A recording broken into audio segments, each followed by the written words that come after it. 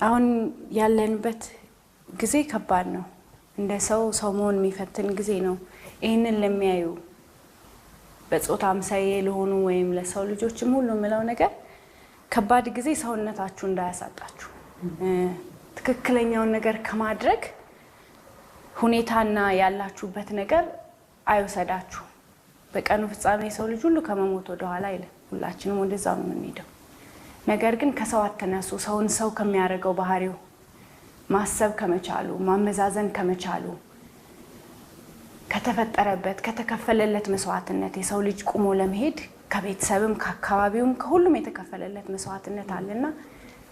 ከሱ አተነሱ እውነተኛውን ነገር ከማድረግ አትቦዝኑ በየትኛውም ሰዓት እጅግ ከባድ ቢሆንም መጨረሻችን ሁላችንም ወደ መሞት ስለሆነ እውነትን ይዘነው ይሁን ዘመን የሚሻገረው መልካም ነገር ብቻ ነው የተሰራውም ነገር እሱ ስለሆነ